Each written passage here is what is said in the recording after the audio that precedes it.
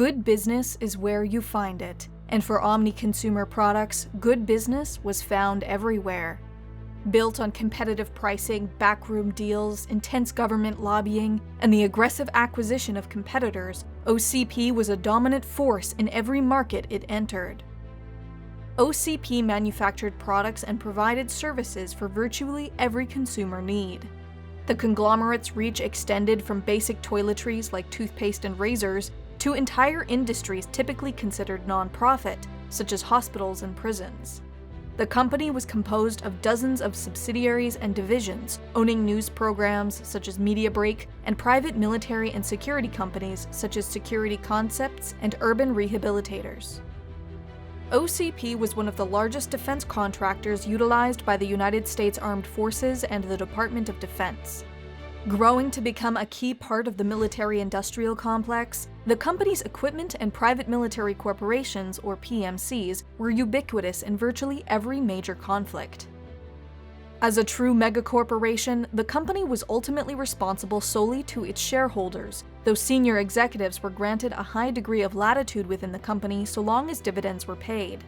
Omni Consumer Products was overseen by a chief executive officer, with support from a senior vice president.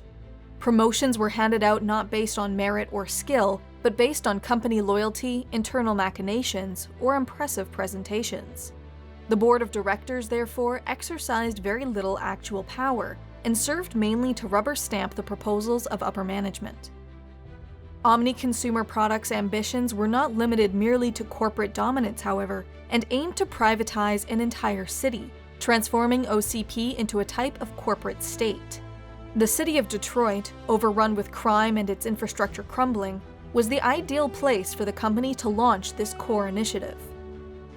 Undermanned, undersupplied, and underpaid, officers of the Detroit Police Department were already on the verge of a strike, threatening to cast the city into a downward spiral from which it might never recover.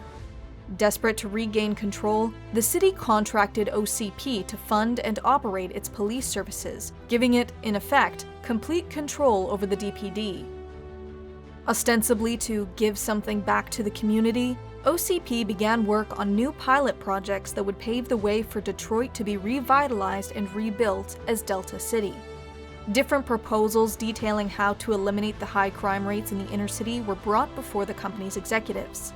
These included the enforcement droid Series 209, which, while undeniably effective, was ultimately scrapped when, during a demonstration of ED 209, the droid ended up killing an executive of the company in a freak accident. Instead, OmniCorp CEO, affectionately known as the Old Man, approved the proposal for a cyborg enforcement officer dubbed RoboCop. This program was spearheaded by Bob Morton, a rising star in the company. The RoboCop prototype was developed after 3 months, using an officer of the DPD who had recently been killed in the line of duty as their first model. RoboCop proved extremely effective at stopping violent crime, and Morton was promoted to vice president, but died under suspicious circumstances a short time later. Investigating the murder, RoboCop uncovered an internal power struggle within the company, with the man who originally proposed ED 209, Senior Vice President Richard Jones, at its center. Under Jones, elements of OCP had been knowingly cooperating with criminals and leveraging Detroit's financial instability for its own ends. However, RoboCop's programming, based around a series of central directives, prevented him from arresting any senior OCP executive, allowing Jones to act with impunity. Only after extensive property damage and a sudden resurgence in violent gang activity was Jones fired from his position and subsequently dealt with by the RoboCop. Following this dramatic confrontation at OCP headquarters, the Security Concepts division of the company began work on developing better, more reliable RoboCop units. Many of these attempts ultimately failed, as each one turned suicidal upon realizing their new nature. In a desperate attempt, Security Concepts began experimenting on criminals instead of police officers, seeking to control their behavior through more rigorous programming. The RoboCop 2 experiment backfired, causing the deaths of hundreds of civilians and officers while the city streets were flowing with a new drug called Nuke. Ultimately, the original RoboCop, repaired after a drug lord had dismantled him, dispatched the RoboCop 2 prototype during the public unveiling of the Delta City project. Omni Consumer Products' highly publicized failures following the RoboCop 2 and Delta City incidents caused the company's stock to plummet, and it was eventually bought by a rival Japanese Zaibatsu, the Kanemitsu Corporation. As a Kanemitsu subsidiary, OCP remained committed to the dream of Delta City and quietly began evicting the residents of Old Detroit to make room for their construction teams. The work was conducted by urban rehabilitators, nicknamed Rehabs, who had seen extensive service as a private military corporation in the Amazon War.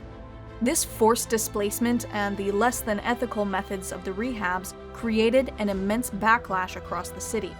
An underground resistance was formed in response, with citizens pushing back as best they could.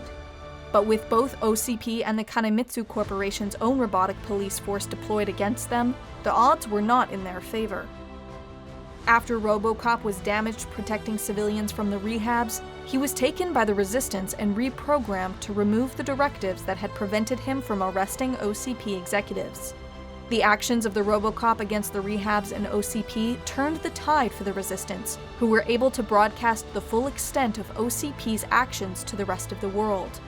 The revelations destroyed the company's stock and remaining reputation irreparably, and Omni Consumer Products was liquidated and shut down for good.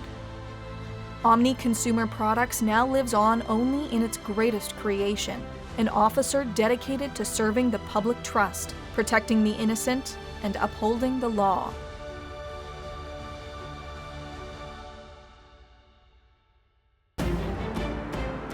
The Templin Institute investigates alternate worlds and realities. If you've enjoyed this video and would like to directly support us, vote in polls to determine future topics, and receive some cool rewards, please consider pledging to our Patreon page.